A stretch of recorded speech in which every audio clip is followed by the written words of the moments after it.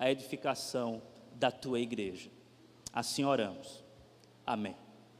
As crianças podem ir. Antes de nós passarmos para o louvor e fazermos a transição para a palavra, eu gostaria apenas de dar um aviso. Já pode jogar aí? Ótimo.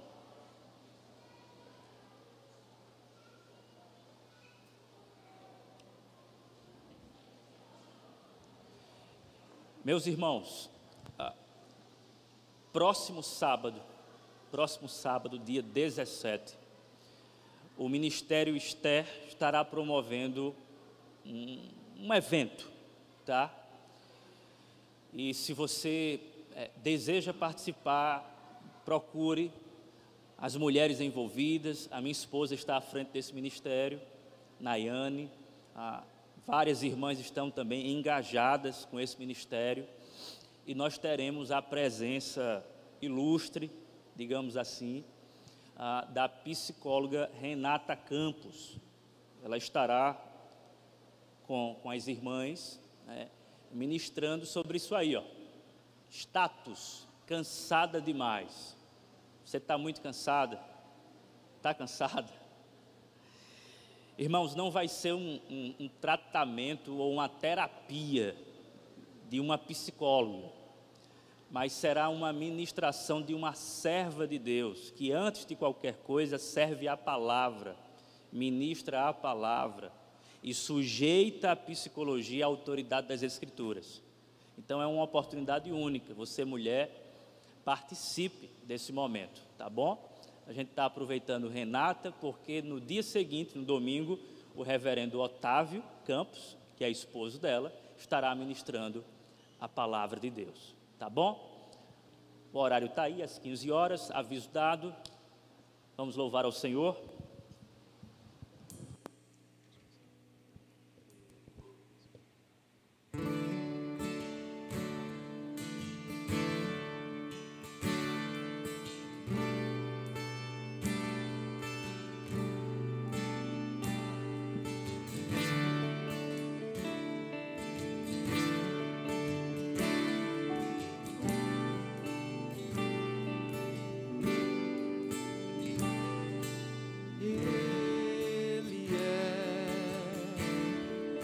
Imagem do Deus invisível, Ele é Senhor sobre a criação, pois nele foram criadas todas as coisas nos céus e na terra. Soberanias, poderes ou autoridades,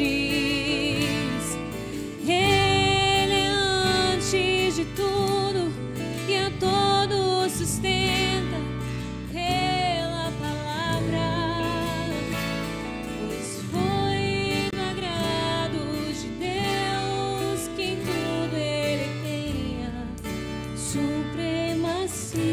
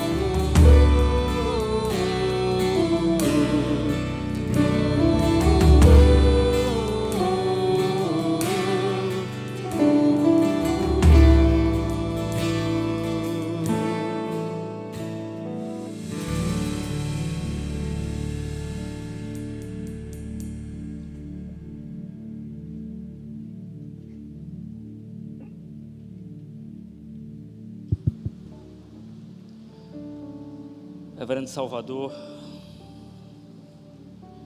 Irmãos, antes de orar pelo Reverendo Salvador, quem está nos visitando aqui, pode levantar a mão. Aqui. Temos alguns visitantes aqui. Sejam bem-vindos, tá? Sejam todos bem-vindos. Eu quero destacar aqui a visita do meu irmão Spinelli, lá de Jataúba. Me deu todo o apoio quando cheguei em Jataúba e está aqui conosco, cultuando ao Senhor e prestigiando o aniversário da igreja. Deus abençoe, Spinelli. Obrigado pela sua presença, meu irmão. Não sei se o pastor Salvador vai querer ler, mas depois você pode dar uma olhada. Isso aqui é o resumo da igreja. O pastor Salvador tem uma capacidade de síntese. Ele sabe escrever muito bem, né? Tem uma capacidade de síntese. E não sei se ele vai querer ler ou depois você lê em casa. Os irmãos lêem em casa, tá bom? Vamos orar pelo reverendo, que ele vai ministrar a palavra e certamente o Senhor vai falar aos nossos corações. Pai bendito e amado, está aqui o teu servo, que se coloca numa condição de pregador, porta-voz do Senhor. Que ele seja a tua boca aqui na nossa igreja nesse momento, que ele seja usado por ti poderosamente para edificar os nossos corações, as nossas vidas e glorificar o teu santo nome. Assim oramos. Amém. Obrigado, reverendo André. Obrigado, igreja. Obrigado, conselho da igreja, pelo convite que me faz muito honrado para pregar nesta noite. Eu quero copiar uma frase do reverendo Carlos Alberto: como é bom a gente voltar para casa, especialmente quando volta para casa e está feliz em casa. Mas eu quero parabenizar a igreja pelos um quarto de século, é o que está escrito no boletim, porque neste quarto de século nós passamos momentos de voos de través, momentos de tempestades, como toda a humanidade passa. Passamos momentos de dúvidas, mas em nenhum momento nós tememos, porque o Senhor está conosco. A sua vara e o seu cajado nos consolou até hoje e vai continuar nos consolando. Então, parabéns à igreja, ao conselho, e que Deus faça com que esta igreja, durante muitos anos, continue sendo plantadora de outras igrejas e cumprindo o evangelho da graça através da comunhão dos santos e da preservação da palavra. Que Deus seja louvado. Irmãos, eu escolhi um texto que pode parecer meio diferente, ou que talvez não fosse esse para ler hoje à noite, para pregar hoje à noite. Mas eu vou ler apenas 2 versículos nesse texto, porque esse texto foi escrito por um médico chamado Lucas, onde faz uma apreciação da enfermidade, de maneira comparativa, da igreja à sua época, e em seguida aplica as informações de como essa igreja poderia mudar. E Lucas não tem como fazer uma receita resumida. Ele escreve essa consulta e essa receita em 75 versículos. É o capítulo 6 e o capítulo 7 de Atos, que eu vou pedir a você que, por gentileza, ao chegar em casa, abra o capítulo 7 de Atos e leia.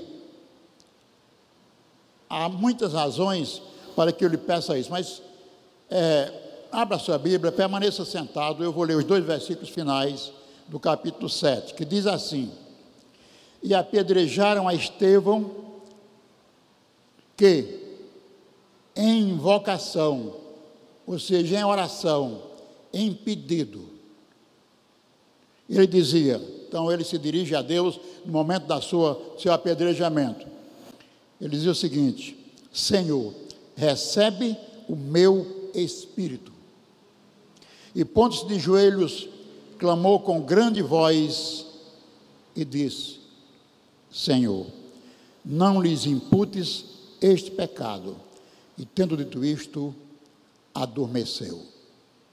Curve a sua cabeça e ore por você e ore por mim, para que esta palavra não seja em nenhum momento enfeitada por mim ou mudada por mim, e que eu não seja permitido acrescer nada. Eu não quero que aconteça isso, mas Deus faça o que Ele quer conosco com esta palavra. Ore por isso em alguns momentos. Pai misericordioso, esta é a Tua palavra, dada à Tua igreja por amor, escrita, ó Pai, há cerca de mais de 2000 anos, mas que é viva e eficaz ainda hoje. Abençoa-nos para que possamos compreendê-la, para que possamos aprender nela e que possamos viver a cada dia o que ela diz.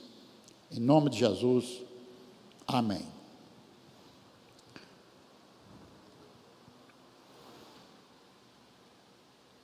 Quando Lucas começa a escrever o livro de Atos, ele escreve como um tratado para atender a alguns pedidos que havia para que ele escrevesse, mas ele começa a escrever sobre o andamento da igreja primitiva. E logo no final do primeiro capítulo ele diz que a igreja vivia reunida nas casas. No capítulo 2, no versículo 42, ele diz que a igreja crescia e se multiplicava, e a cada dia estava na comunhão dos santos e repartindo o pão. E ele vai descrevendo o que era a igreja de então. Uma igreja de pessoas, de seres humanos, como nós somos. E ele começa então o capítulo 6, descrevendo o momento que a igreja passava. Eis que os novos convertidos, as mulheres dos novos convertidos começaram a reclamar, porque a diaconia, a vida social da igreja, o apoio da igreja era muito mais para as mulheres que já estavam lá, e não para as mulheres que chegaram depois. E a liderança da igreja desperta, ela acorda. A liderança não poderia ver um problema e ficar parada. Então os apóstolos chamaram as pessoas, disseram: se reúnam e escolham homens. E aí eles deram 3 qualificações desses homens que deveriam ser escolhidos: homens de boa reputação. Aliás, em nenhuma igreja hoje deveria ser escolhido alguém que não tivesse boa reputação para trabalhar na causa, antes de se converter totalmente da sua reputação. A outra coisa, homens cheios do Espírito. Vejam que as qualificações que os apóstolos pediam eram uma qualificação que não iria, ou seja, que iria cada dia mais sustentar a igreja na palavra. E homens de sabedoria. Ou seja, nós precisamos de alguém que nos ajudem, mas não é qualquer pessoa. Alguém que nos ajude a empurrar o carro, a varrer a casa, a distribuir comida, mas não é qualquer pessoa. Porque o crente não é bom quando está no púlpito, o crente é crente quando está na rua, em qualquer lugar, fazendo o que estiver fazendo. Então ele precisa ser sábio, precisa estar cheio do Espírito Santo. E eles pediram isso. O interessante é que Lucas descreve esse texto e diz que logo em seguida apresentaram a ele 7 pessoas. Tem o nome dos 7 no capítulo 6.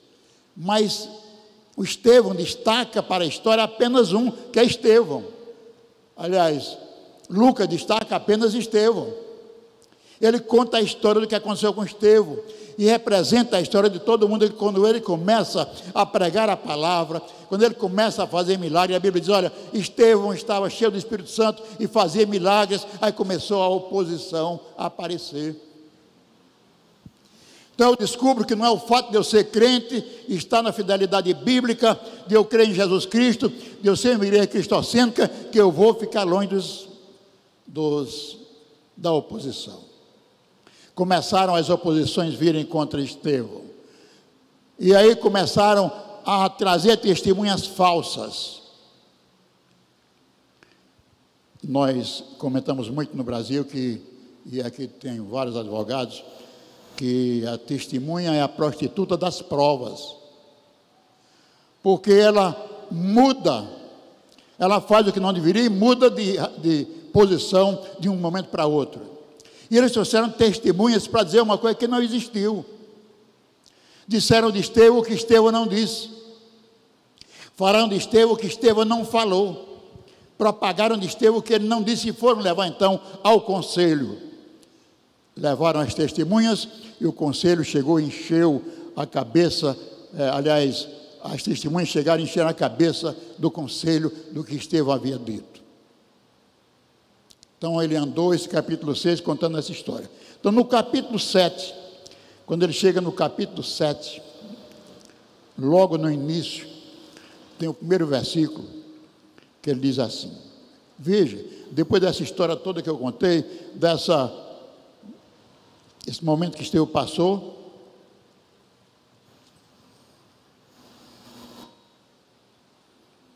o sumo sacerdote diz assim, disse o sumo sacerdote, porventura é isto assim? Essa pergunta é como aquela que o juiz faz ao réu que está... É verdade o que dizem de você? Que você matou, que você não matou, que você roubou, que não roubou? Isto é verdade? A pergunta era essa. E quando eu pedi para você ler esse capítulo depois, é porque você encontra a partir do versículo seguinte, um dos mais brilhantes sermões que alguém poderia proferir naquela época. Não era apenas uma resposta jurídica. Ele não se preocupou em dizer, senhor juiz, eu sou inocente.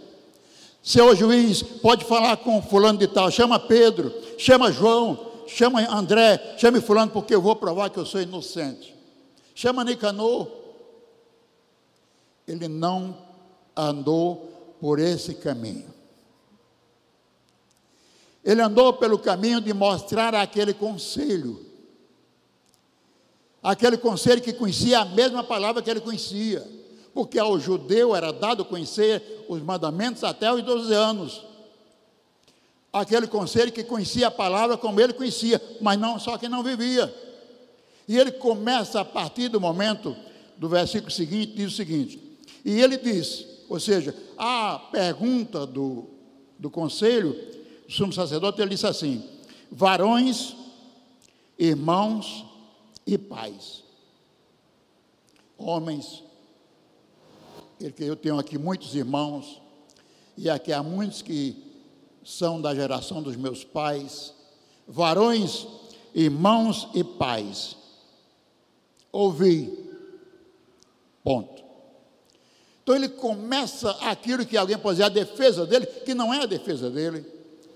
Ele está aproveitando esse ensejo para pregar o evangelho da graça, está ensinando que eu devo fazer isso onde eu for. E ele diz assim, o Deus da glória. Então ele começa chamando Deus para a sua testemunha. Ele começa chamando Deus para a sua história, para publicar que Deus estava com ele sempre, está e continuará estando com ele. E diz, o Deus da glória apareceu a Abraão, nosso pai, estando na Mesopotâmia antes de habitar no Harã. Então, isso é o que significa conhecer as Escrituras e viver nela. Ele não levou um livro na mão para ler. E ele trouxe ali para o conselho a história de Abraão que eles conheciam. Lembra de Abraão, que Deus chamou? Você lembra do pacto que Deus fez com Abraão, o pacto da aliança? Ele está dizendo, você lembra de Isaac? Ele sai contando a história de Isaac. Você lembra dos patriarcas? Isaac, depois Jacó, os filhos de Jacó, os patriarcas. Você lembra da intriga que eles tiveram com seu irmão José? Ele sai contando tudo isso nesse capítulo. Então ele traz a Bíblia para trazer a imagem, a mensagem dele, ou seja, a cabeça dele, ao coração deles, aquilo que Deus já havia dito, que eles sabiam, mas não estavam cumprindo. Depois ele vai até a história de José e diz: olha, esse homem que foi vendido pelos seus irmãos, que foi comprado pela casa de Potifar, que a mulher de Potifar teve interesse nele, como ele não teve interesse, ela conseguiu a prisão dele, ele ficou preso há algum tempo, mas depois Deus o resgatou de lá. E há uma frase que no livro de Gênesis ela tem 3 vezes pelo menos: e Deus era com José. E ele repete isso para o conselho, e diz: mas um dia Deus levanta Faraó, e Faraó torna José governador do Egito. Aí ele fala na fome que houve no Egito, ele fala na fome da região, ele fala que os pais de José, os irmãos de José, estavam distantes, e fala que eles vieram buscar comida, e depois José se dá a conhecer aos irmãos. E ele vai falando, fala de Moisés, fala depois que se levanta um rei déspota, está tudo no capítulo 7. Se levanta do Egito um rei déspota, que agora não quer mais saber de José, nem da linhagem, nem de quem é de fora do Egito, e começa a perseguir o povo hebreu.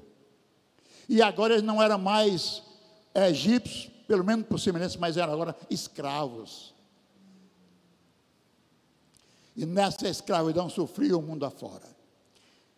E ele vai falando sobre isso, e quando ele resgata essa história, ele chega assim e diz: vocês conhecem essa história? Qual de vós, aliás, qual dos vossos pais não mataram os profetas?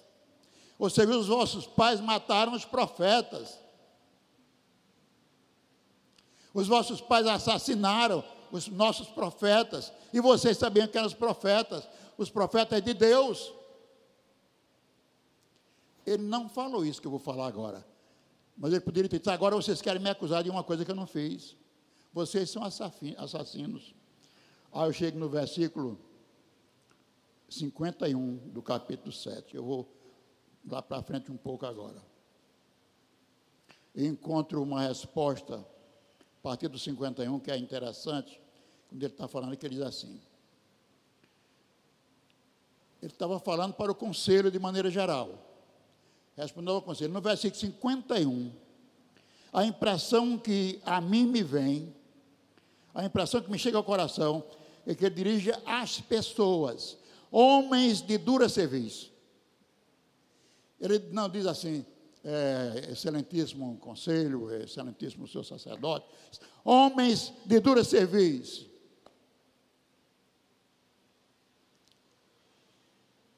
Às vezes dá vontade de chorar quando se lê esse texto. E circunciso de coração e ouvido, vós sempre resistis ao Espírito Santo, assim vós sois como vossos pais. Era resistência ao Espírito Santo, era o que faltava naquela igreja, era o que faltava naquele conselho, era o que faltava naquele povo, era encher-se do Espírito Santo de Deus, aquilo que havia no coração de Estevão. Eles, homens de dura serviço, vocês estão vazios do Espírito Santo, é isso que ele quer dizer aqui. Aí diz mais assim: a qual dos profetas não perseguiram os vossos pais, até matar os que anteriormente anunciaram a vinda do justo, ou seja, falando daqueles que anunciaram a Jesus Cristo, como é o caso de João, que foi morto, né, antes de Jesus chegar, anunciava Jesus Cristo, do qual vós agora foste traidores e homicidas. Então ele tem a coragem de dizer que eles são homicidas, que eles mataram a Jesus Cristo, direto ou indiretamente. E vós, que recebestes a lei, versículo 53, por ordenação dos anjos, e não aguardastes. Não adianta dizer que é cristão e não ser.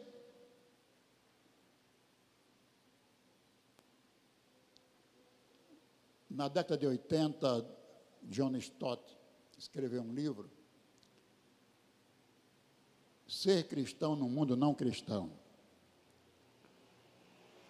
Nesse livro ele faz um apanhado das muitas coisas que havia naquela época, que tem hoje também, que mostra como é difícil você conviver num ambiente não cristão, quando você é cristão de fato. Claro que Estevão não conhecia isso, mas era assim que estava no momento dele. Ele era um cristão fiel, cheio do Espírito, no meio de um povo não cristão. Não adiantava uma cruz pendurada numa parede, ou em cima de uma igreja, ou num Cristo Redentor, belo. O que adiantava era Jesus Cristo no coração das pessoas e uma vida cheia do Espírito Santo. Então Estevão diz assim: vós recebeste a lei e não cumpristes. E ouvindo eles isto, enfureciam-se em seu coração e rangiam os dentes contra ele. Veja o ódio que eles estavam, Estevão. Rangiam os dentes contra eles estavam, expressão popular, eles estavam com ódio de Estevão, porque eles sabiam que Estevão estava dizendo a verdade, e eles não tinham como contestar a verdade. Não havia isso, não, isso não é verdade. Eles sabiam que era verdade, sabiam de Abraão, sabiam de Moisés, sabiam de José, sabiam de tudo que Deus fez na caminhada do povo para o Egito, tudo, mas eles não viviam isso.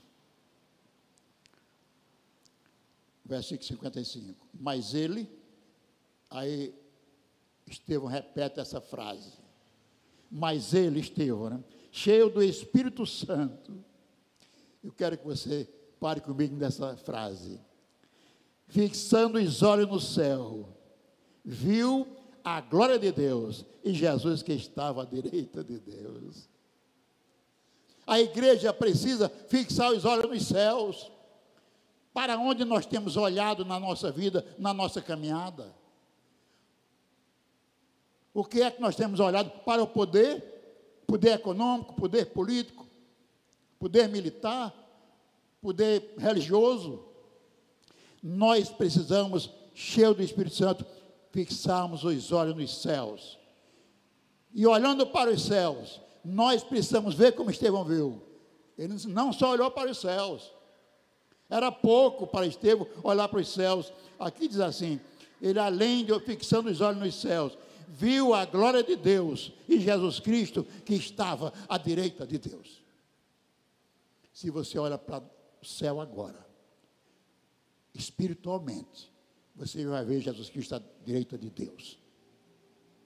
Vai senti-lo no seu coração, vai senti-lo na sua alma, ele vai encher a sua vida, mas você vai ver que ele está ali, sentado à glória ao lado direito de Deus. E diz, eis que vejo os céus abertos. Você dizer isso naquele momento, naquela reunião, não era fácil. Eis que vejo os céus abertos, e o Filho do Homem que está em pé, à mão direita de Deus. Agora, este final, que é impressionante, como Estevão vai resistindo, mas eles gritavam, e além de gritarem com grande voz, tapavam os ouvidos, unânimes contra ele. Ele não queria ouvir, porque a verdade ninguém quer ouvir. E o Evangelho é verdade, Jesus Cristo é verdade, por isso muitos não querem ouvir, dão as costas, tapam os ouvidos, saem de perto.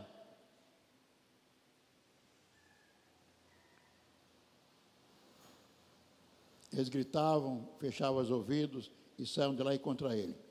E expulsando da cidade, agora tomaram a providência que eles queriam tomar. Expulsam Estevão da cidade. Estevão, ele poderia saber que alguma coisa poderia acontecer com ele. Ou ele sairia dali preso, ou ele morreria. Mas o interessante é que eu não vejo preocupação humana em Estevão. Você não sente a preocupação humana dele. Sabe, meu Deus, o que é que eu faço? Ele não diz isso. E expulsando da cidade, o apedrejaram. E as testemunhas depuseram as suas vestes aos pés de um jovem chamado Saulo. Esse jovem chamado Saulo, todos nós sabemos, é aquele que 2 capítulos depois, no capítulo 9, ele é encontrado pela graça. Eu gosto de chamar assim. eu não digo que ele encontrou Jesus, ele é encontrado pela graça, ele é derrubado da cavalgadura dele, e ele se levanta com a luz do evangelho no coração, isso aí já mudou a vida dele. Esse é aquele mesmo Saulo, ele estava lá, a postos, e olhando o jovem ser assassinado, apedrejado, e as vestes do jovem aos seus pés.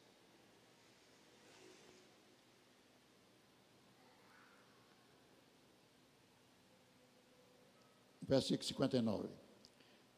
E apedrejaram a Estevão. E eu quero que Deus me dê a felicidade de pensar com você por alguns minutos, para concluir nesses 2 versículos finais, que diz assim: e apedrejaram Estevão. Depois de tudo isso que você ouviu, que em invocação diz: Senhor Jesus, recebe o meu espírito. Meu querido irmão, minha querida irmã, você já fez essa oração alguma vez na sua vida? Isso aqui não quer dizer que você vai morrer, não. É que o seu espírito, que a sua alma, pertence a Ele. Senhor, recebe o meu espírito. E Ele pediu isso vivo, não pediu já morrendo, não. Uma semana depois da inauguração dessa igreja, que foi amanhã, literalmente amanhã, faz 24 anos, né, o grupo faz um pouco mais, mas a igreja faz 24 anos amanhã. Uma semana depois, eu infartei em Patos. História interessante.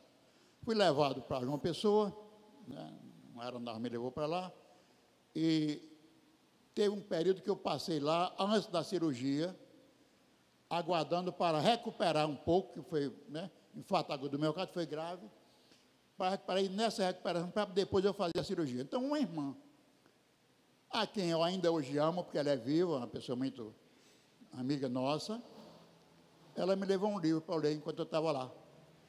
E o nome do livro era Oração para Viver ou Morrer. Para quem está no hospital, fazendo cirurgia, cadê que essa impressão que você pensa, né? Se prepare que você morre. Mas não foi, eu entendia perfeitamente. É que essa oração de Estevão, ele não estava preocupado com a morte física. Ele estava preocupado em que as pessoas a quem ele estava falando ouvissem que ele pertencia a Deus, que ele não pertencia àquele conselho, que ele não tinha o peso do conselho sobre ele. É tanto que ele diz assim: Senhor, recebe o meu espírito. E pondo-se de joelhos, aí ele se põe de joelhos, e de joelhos ele diz assim: Senhor, não lhes imputes este pecado. Ele pede que Deus esteja com ele. Senhor, recebe meu espírito, mas eu não quero peso, Senhor. Perdoa esses homens, essas pessoas. Eu compreendo esse momento aqui com o hino que nós temos, que nós vamos cantar em seguida, que você diz que você quer entregar tudo no altar de Deus. Não havia nada mais importante para Estevão, para entregar no altar de Deus. Ele estava despojado de tudo, até as suas roupas já haviam tirado, as suas túnicas, mas a vida ele ainda estava. Ele disse: Senhor, eu entrego nas tuas mãos o meu espírito, toma nas tuas mãos. Ele estava lá: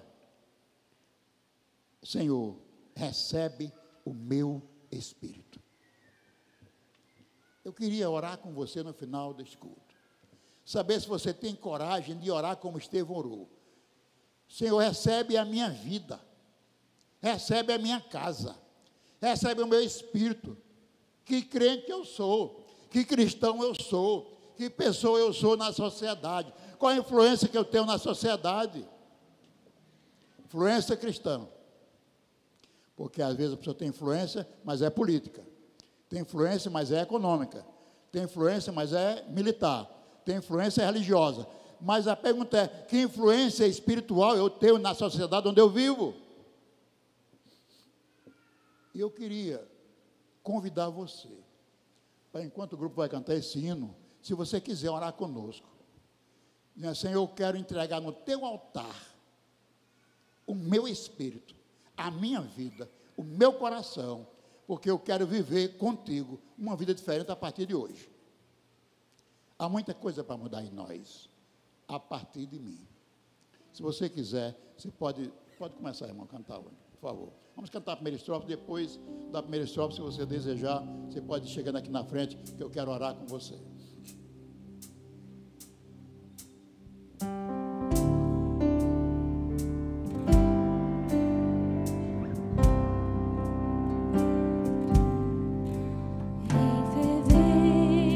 Você quer ficar de pé, por favor? Vem o teu coração na presença de Deus derramar,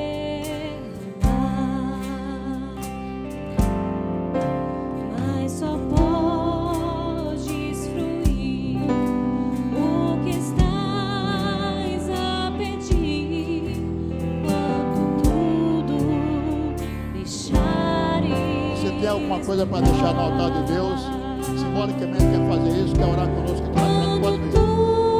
Pode vir. Tudo perante o Senhor Se desejar, pode vir. estiver e todo teu ser Ele controlar, só então hás de ver que o Senhor tem poder quando tudo deixares. Pode cantar a meia voz. Eu não sei se você compreendeu o que eu lhe pedi, o que eu lhe falei, mas há muitas coisas que nós precisamos colocar no altar de Deus. Não é só o que Estevão disse. Não é porque ele estava de joelhos e ia ser apedrejado, mas na nossa vida há muita coisa. Então, se você quiser, você pode vir, mas eu oro depois, quando você estiver. Mas se você quiser vir para cá, você venha.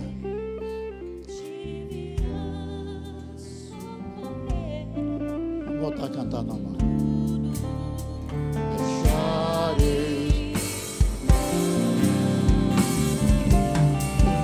quando todo perante o Senhor estiver e todo meu ser Ele controlar, só então há de ver que o Senhor tem poder quando tudo deixares voltar. Se orares, porém, sem o teu coração ter a paz que o Senhor pode dar, foi por Deus não sentir que tua alma se abriu, tudo deixando no altar. Quando tudo perante o Senhor estiver e todo teu ser Ele controlar, só então há de ver que o Senhor tem poder quando tudo deixares voltar. Quando tudo perante o Senhor estiver e todo teu ser Ele controlar, só então há de ver que o Senhor tem poder quando tudo deixares voltar. Pai amado, em nome de Jesus Cristo, aqui estamos nós perante o Senhor, no altar da tua graça, deixando aqui aquilo que não serve para uma vida cristã edificante, deixando aquilo que não serve para que eu possa ser visto como servo teu e como criatura do teu, ovelha do teu pastoreio.